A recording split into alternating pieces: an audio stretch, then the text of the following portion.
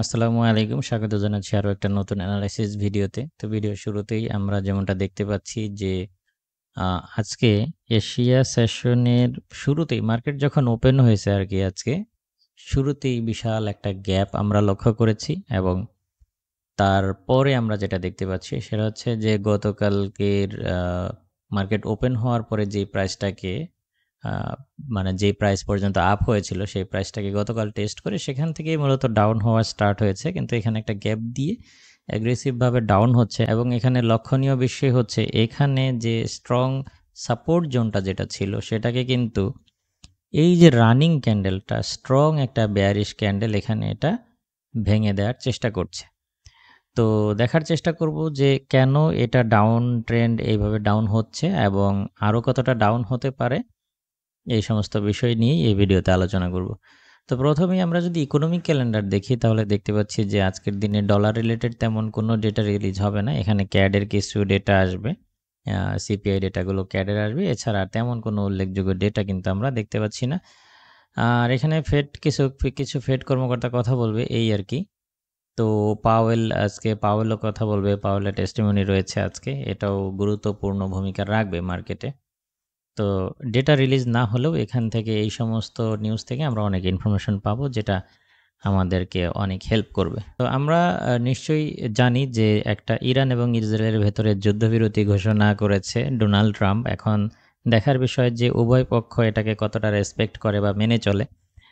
তো যেহেতু একটা যুদ্ধবিরতি ডোনাল্ড ট্রাম্প মানে মিডিয়ায় এসে বলছে যুদ্ধবিরতির কথা, নিশ্চয়ই হয়তোবা পর্দার আড়ালে তাদের ভেতরে কোনো চুক্তি হয়ে থাকতে পারে।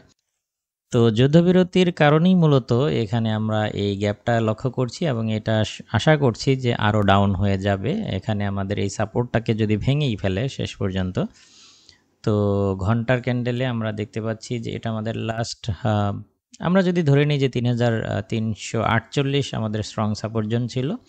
৪৮ থেকে ৪০ রেঞ্জের ভেতরে এটাকে ক্রস করে ফেলতেছি। এটা যদি ক্রস করে তাহলে গোল্ড আমরা আজকের দিনে গোল্ডকে সেই ক্ষেত্রে পেয়ে যাব $৩,৩২৩ আশেপাশে। আমি এখানে প্রাইসগুলো নোট করে দিয়েছি $৩,৩২৩ আশেপাশে এবং $৩,৩২৩ যদি ক্রস করে সেই ক্ষেত্রে আমরা গোল্ডকে পেয়ে যাব $৩,৩০০ আশেপাশে।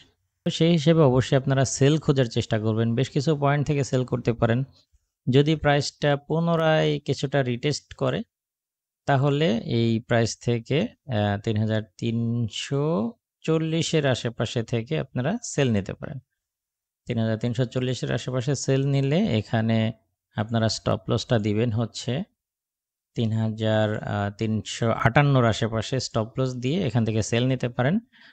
আর ৩,৩০০ দিকে যদি পেয়ে যান সেই ক্ষেত্রে এখান থেকে আজকের দিনে বাই করতে পারেন। তার আগে বাইয়ের চিন্তাভাবনা না করাই ভালো।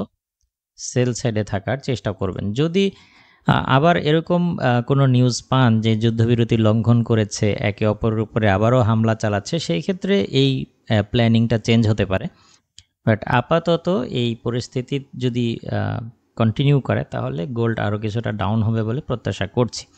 তো সেই হিসেবে আপনারা আজকের দিনে সেল খোঁজার চেষ্টা করবেন। আমি এখানে প্রাইসগুলো নোট করে দিলাম। ৩,৩৪০-৪১ আশেপাশে সেল নেবেন, অথবা প্রাইস যদি কন্টিনিউ ডাউন হতে থাকে তাহলেও আপনারা রানিং প্রাইস থেকেও সেল করতে পারেন। তবে সবথেকে বেস্ট হবে কিছুটা প্রাইস কারেকশন দেওয়ার পরে সেল নিতে পারলে। আশা করি বুঝতে পেরেছেন এবং যে কোনো ধরনের ফান্ডামেন্টাল আপডেট পাওয়ার জন্য আমার টেলিগ্রাম চ্যানেলের সাথে কানেক্টেড থাকবেন। আমি এখানে সবসময় আপডেট দিয়ে থাকি, বিশেষ করে ফান্ডামেন্টাল নিউজগুলোর আপডেট আমি দিয়ে থাকি। তো আজকের ভিডিও এখানেই শেষ করছি। দেখা হবে নেক্সট ভিডিওতে। আল্লাহ হাফেজ।